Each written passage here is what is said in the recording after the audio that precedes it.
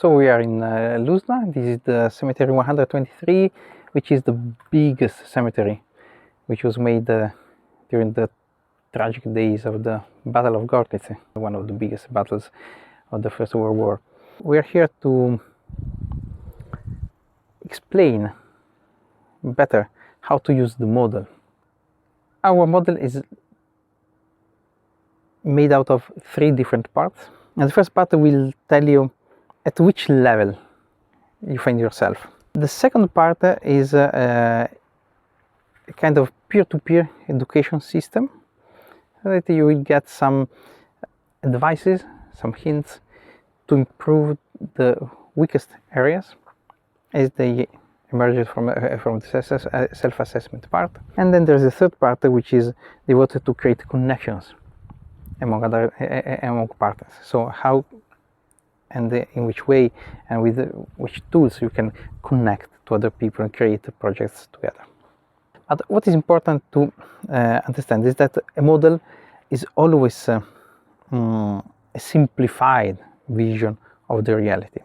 In this case, we have a network made out of hundreds of partners who manage thousands of heritage sites, and of course a model can't address every specific situation. The self-assessment allows you to choose which of the questions apply to your specific situation, which are not relevant. Not every cemetery is equal, and there are some cemeteries which have different needs and which have different issues, for instance in terms of accessibility or in terms of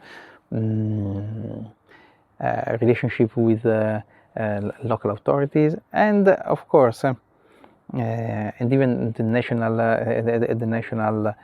laws differ, and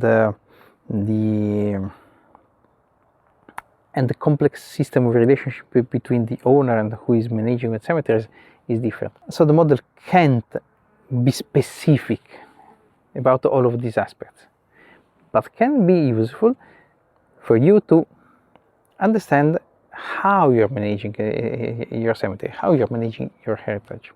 So the model gives you hints, gives advices, but then the only person who can see if those are consistent with a specific situation is who manages the heritage. So it's you.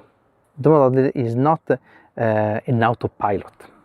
The model is something that will give you hints and which will propose you some best practice, some contacts, but then it will be up to you to decide if you need to contact these people or not. And if there are multiple areas in which you can improve your situation, it's up to you to decide from which to start. The model can't tell you what is more important for your specific local community. But the model can tell you something which is even more interesting, which is even more important. The model can tell you, okay, this is your present situation and this is your goal. Sometimes people tend to think to ourselves as if the goal was already reached. The model helps you to stick to the present situation.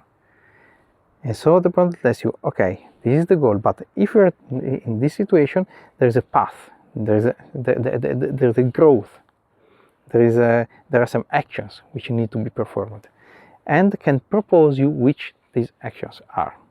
Then it's up to you to decide if you want to follow that path, you want to follow another path, but the model will tell you, be aware that in these specific areas there is something which lacks.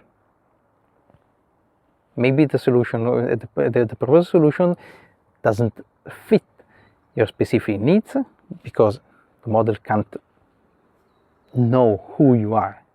But the model can tell you that there are needs, can propose you some contacts of people belonging to the network who can help you to better understand your specific needs.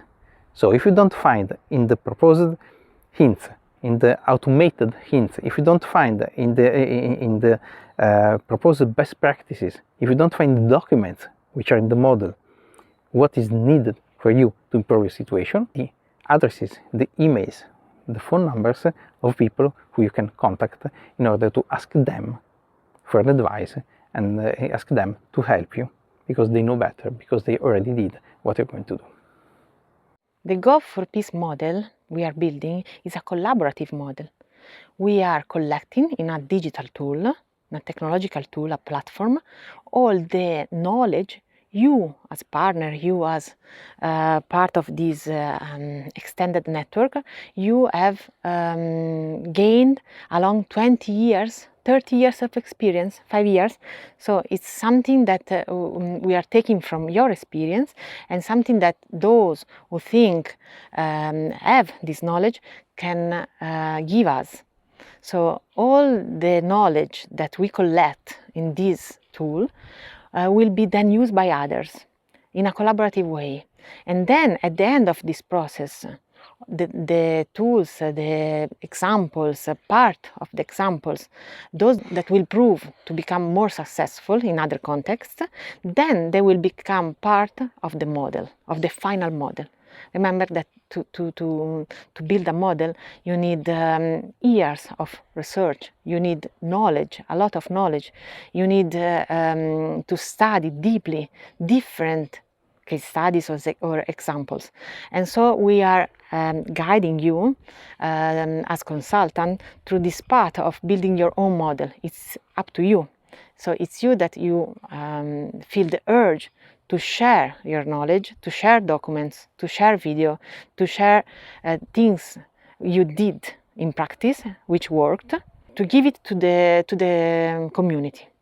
Only putting some effort in thinking about what you have done very well, and on collecting PDF document, videos, any kind of tools that can become digital, you contribute to the success of this Gov4Peace model.